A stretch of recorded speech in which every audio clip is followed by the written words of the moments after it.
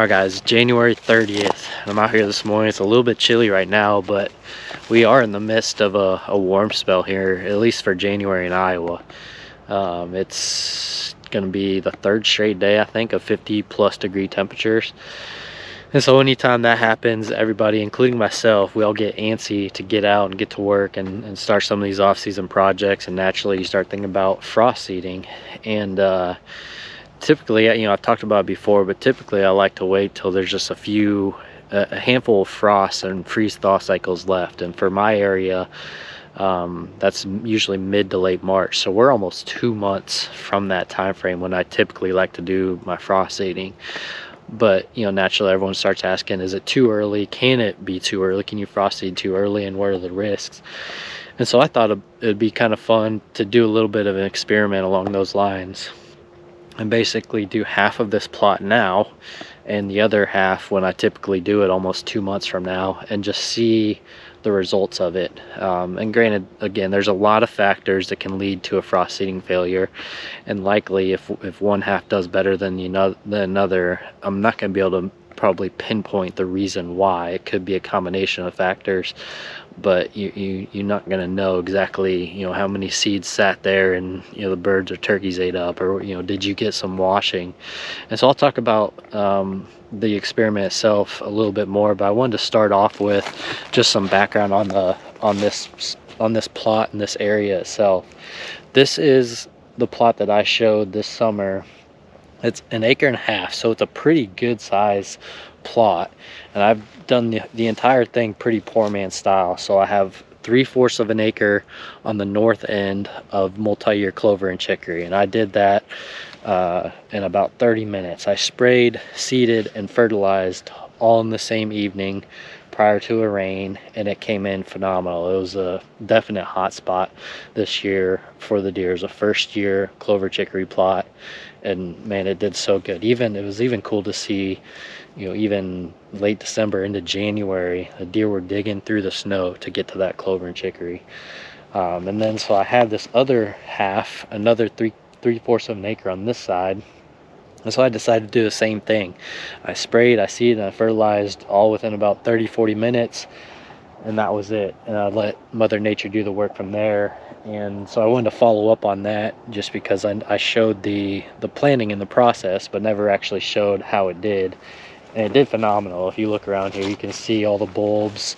You can see, most of them, there's not very many of them that aren't at least half eaten. And there's a ton of deer using this plot late season. In fact, right over here, you can see all these brush piles piled up. That's where I spent most of the late season with the recurve in hand. I was coming around the back side and tucking in, finding, depending on the exact wind direction, I was moving either north or south and finding little spots to tuck in. And when I'm hunting on the ground like that, I like kind of bouncing around a little bit anyways to spread that pressure out, even if it's only a 10 or 15 yard move. It's not the exact spot I was in the night before, or 2 nights before. So this is that spot, and I want to keep this. What I'm planning on doing is frost seeding this to the off-season annual clover mix, because I want to put this back in Nebraska's. I like this north-south orientation where you have the clover and chicory, a little more of an early season draw. We have more predominant south winds. It's easier for me to hunt that north side, and then have the Nebraska's, these rut greens down here in the south end, for the later season when more northerly winds, I can hunt down at the south end. So I want to keep this in that same rotation and put Nebraska's back into this later this summer. So I'm going to go with the annual clover with inoculant to help put nitrogen back in the soil and prep this again for the rut greens. The other thing I'm going to do with this experiment, like I say, it's going to be 3/4 of an acre, but I'm going to divide it in half, keeping that north-south orientation, just trying to keep as many factors as I can equal in the experiment. So as the sun comes up, it still kind of has that southerly aspect to it. As it comes up, each side of the plot's going to have pretty much the same time of sunlight during the day, Whereas if I divided it in a north half and a south half, you know, this half is protected by trees a lot, so this north half would get a lot more sun than the south. So I'm gonna draw a north and south line and have an east half and a west half, to try to keep that experiment, you know, somewhat equal. So like I said, I'm gonna use the off-season blend of annual clovers. I've got my scale here, my bucket. I'm gonna measure out the exact amount I need, to make sure, again, everything is equal. I'm gonna use the exact same bag of seed for both halves, so I'll save the rest of this for late March. Measuring out, I got the scale here. I'm going to add inoculant to this just so I can maximize the nitrogen production of this. Again, I want to put that right back into the rut greens brassicas later this summer. I'll go into more detail on that probably in a follow-up video, but like I said, I'm going to make sure everything that I frost seed today has the inoculant added to it. And yeah, just trying to keep everything as equal as possible just for the purpose of the experiment. So I'm going to get this measured out, added, and get to work.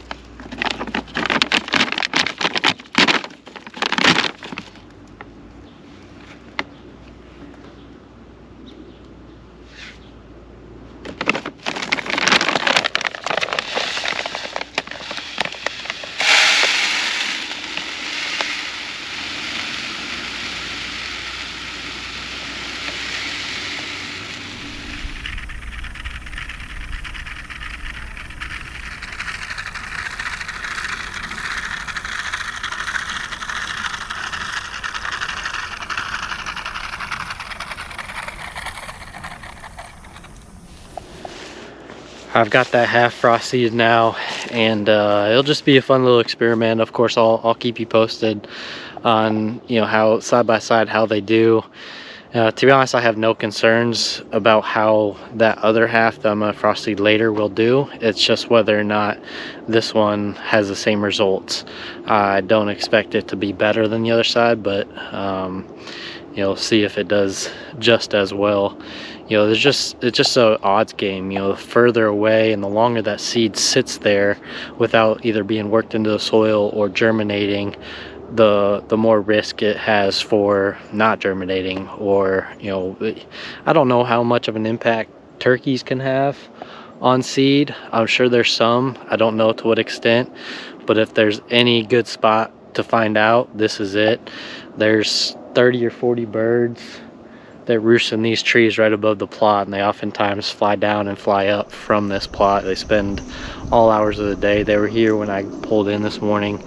So there's one potential risk factor. Another one is just the seed washing away or getting moved away when it, you know, snow melt or rain. We have rain coming.